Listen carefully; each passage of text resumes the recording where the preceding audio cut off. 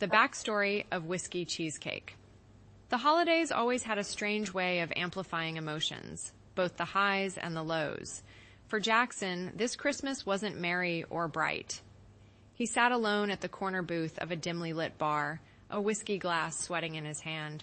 The place smelled faintly of pine, cinnamon, and regret. On the table before him sat a slice of cheesecake, the kind she used to make. Her name was Caroline, and she had walked into his life like a warm breeze on a cold winter's day. They met at a Christmas party 2 years ago, bonding over their mutual disdain for eggnog and their shared love of sad country songs.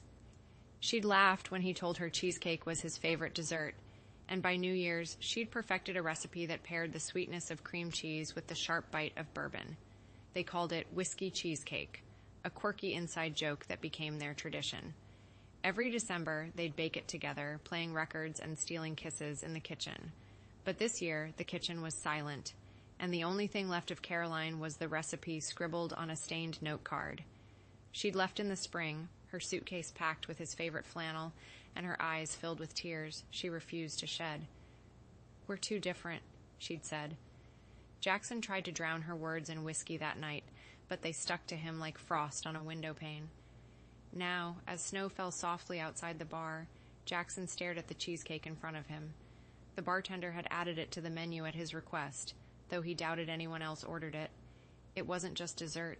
It was the taste of memories, of love, of everything he'd lost. The first bite was always the hardest, sweet, rich, and painfully familiar. With every forkful, he felt her presence, her laughter echoing in the hum of Christmas carols, her touch lingering in the chill of the winter air. In the background, a trap beat laced with a mournful guitar riff played on the jukebox, perfectly mirroring the ache in his chest. He could almost hear Caroline's voice. "It's not about forgetting, Jax. It's about finding the beauty in the bittersweet." Maybe she was right. Maybe the holidays weren't just about joy. They were about holding space for both love and loss. Finishing the last bite, Jackson raised his glass to the empty chair across from him. "To Caroline," he murmured, "and to the mess we made."